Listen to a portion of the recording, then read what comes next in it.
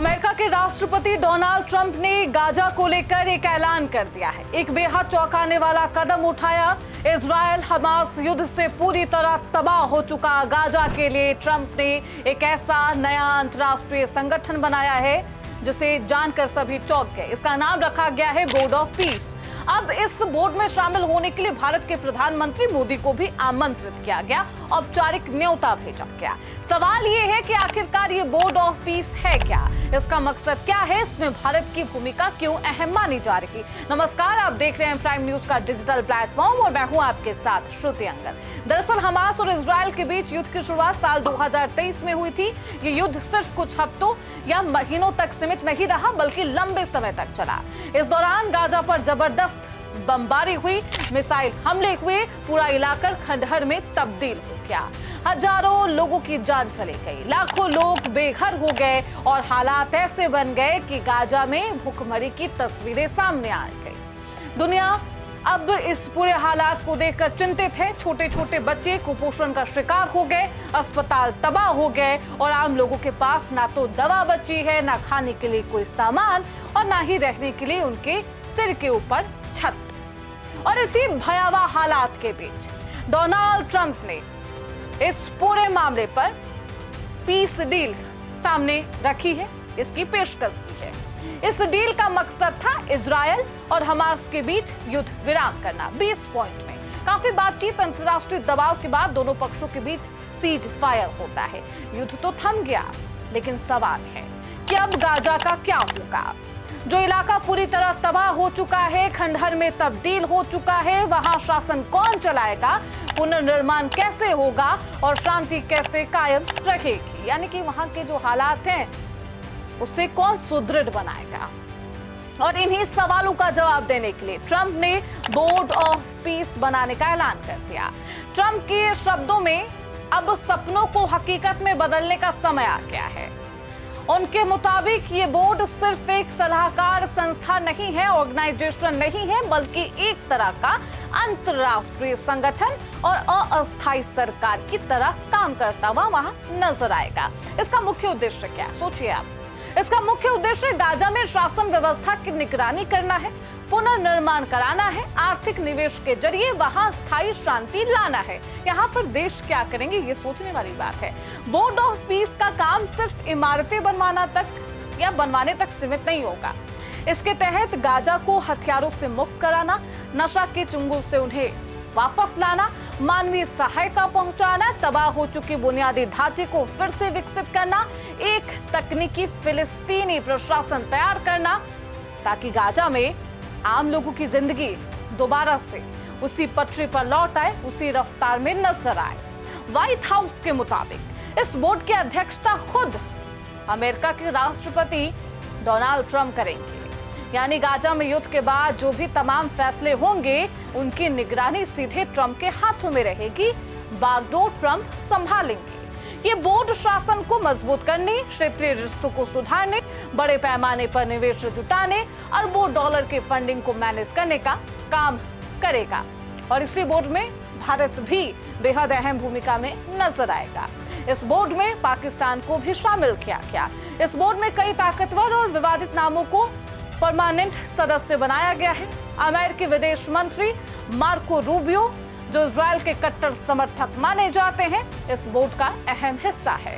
Trump के करीबी सहयोगी और गाजा संघर्ष विराम वार्ता की जिम्मेदारी संभाल चुके स्टीव विटकॉफ भी इसमें शामिल है। ट्रंप के दामाद जैरेड कुशर, जो पहले फिलिस्तीनियों को लेकर विवादित बयान दे चुके हैं और अब्राहम समझौते के पीछे बेहद अहम भूमिका निभा चुके हैं, उन्हें भी इस बोर्ड में जगह दी गई है। वो भी बेहद अहम भूमिका में नजर आएंगे। और इनके अलावा अरबपति कारोबारी मार्क रोवन, विश्व बैंक के अध्यक्ष अजय बंगा, ब्रिटेन के पूर्व प्रधानमंत्री टोनी ब्लेयर और ट्रंप प्रशासन के उप राष्ट्रीय सुरक्षा सलाहकार रॉबर्ट गैब्रियल, जूनियर भी इस बोर्ड के बेहद अहम सदस्य होंगे। पाकिस्तान को भी सदस्य बनाया गया है, उन्हें भी आमंत्रित किया गया है। इस बैठक में बोर्ड ऑफ पीस के साथ साथ एक और ढांचा बनाया गया है जिसे कहा गया है NCAG यानी national committee for Gaza administration. ये क्या है, कैसे काम करेगा, इसकी अगुवाई कौन करेगा?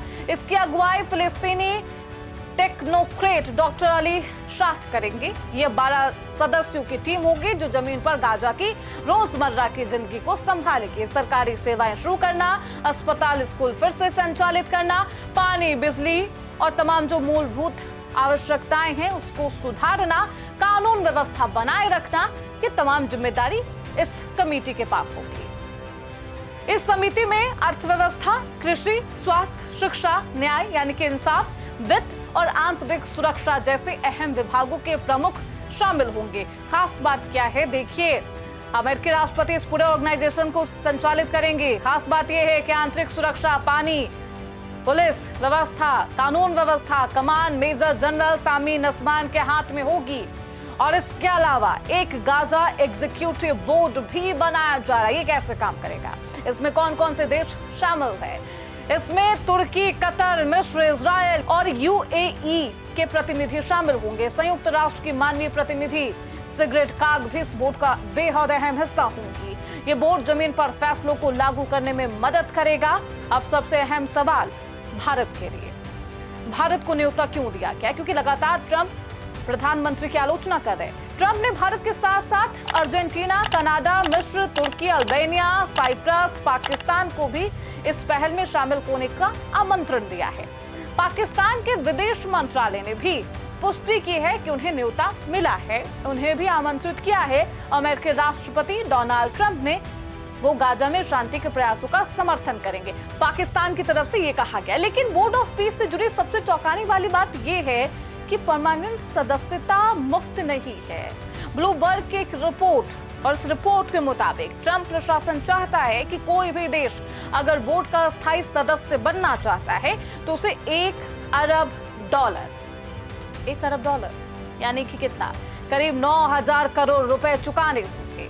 बोर्ड का सामान्य कार्यकाल 3 साल का होगा, लेकिन अगर कोई देश चार्टर लागू होने के पहले साल में $1 अरब नकद देता है तो उसे परमानेंट सीट मिल सकती है। और इसलिए जो तमाम देश जिन्हें आमंत्रित किया गया है, पाकिस्तान जो भिखमंगा है उन्हें भी आमंत्रित किया गया, यानी कि उन्हें $1 अरब देना होगा। कहां से देंगे, सोचने वाली बात है। यानी साफ है कि बोर्ड सिर्फ शांति की पहल नहीं बल्कि ताकत, पैसा और वैश्विक राजनीति का खेल है जो ट्रंप खेल रहे हैं बेहद चालाकी के साथ। अब सबकी नजर इस बात पर टिकी है कि भारत इस न्योते को कैसे देखता है। क्या मोदी सरकार इस बोर्ड ऑफ पीस का हिस्सा बनेगी और भविष्य में गाजा में बेहद अहम भूमिका निभाएगी भारत सरकार? क्या प्रधानमंत्री मोदी जाएंगे? देखना बेहद दिलचस्प होगा। खैर, डोनाल्ड ट्रंप का ये खेल और इस खेल का असली मकसद क्या है?